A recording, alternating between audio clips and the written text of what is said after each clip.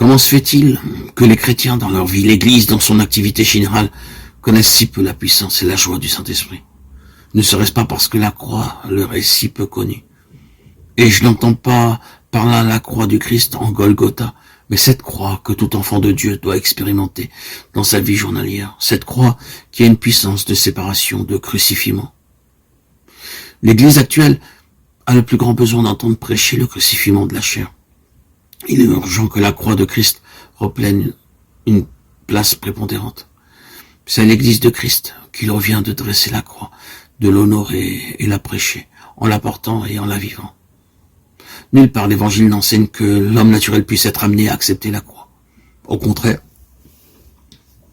il démontre hardiment par la prédication même de la croix que le cœur de l'homme est naturellement l'ennemi de Dieu.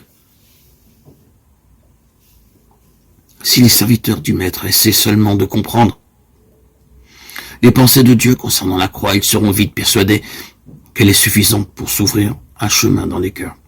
Et que Dieu seul peut, par une vie crucifiée, guider l'homme et lui révéler les mystères de la croix. La croix seule, la croix et sa puissance de séparation et de destruction acceptée dans la vie quotidienne, voilà l'unique chemin jusqu'au trône de Dieu.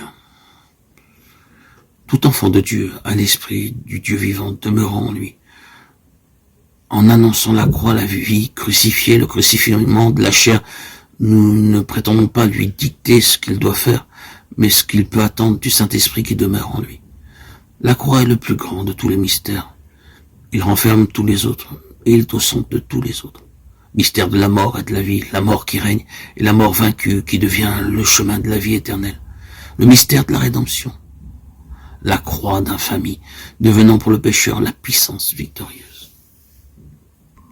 La croix, c'est le jugement que Dieu prononce sur le péché. La chair et le monde doivent être crucifiés, mis à mort. Uni à Christ, j'accepte cette sentence de condamnation. Et avec le secours de la vie de Christ, je vis comme étant crucifié avec lui. C'est parce que Christ a souffert la croix, que sa puissance pour sauver nous a été révélée. Cet esprit de sacrifice et cette puissance salvatrice étaient en lui, à l'état de disposition, de principe de vie. Et maintenant qu'il est retourné au ciel, c'est encore de façon identique que s'exerce sa puissance de salut, un principe de vie déposé en ses rachetés et qui devient agissant par eux. La croix et l'esprit sont tous deux la puissance de Dieu, mais la croix est l'endroit secret où demeure cette puissance. C'est pourquoi elle est appelée faiblesse de Dieu et folie de Dieu. Car quel homme eût jamais songé à chercher la puissance dans la croix? Nous devons être rendus participants de tout ce que la croix et la mort de la croix impliquent. Notre vie manifeste si, oui ou non, nous sommes en communion avec la croix. Elle manifeste si nous faisons nos délices de partager avec le Christ ce même esprit de sacrifice, d'abnégation qui le conduisirent au calvaire. Il est facile d'amener les hommes à accepter une croix, toute extérieure, qui ne pénètre pas la vie et ne la transforme pas.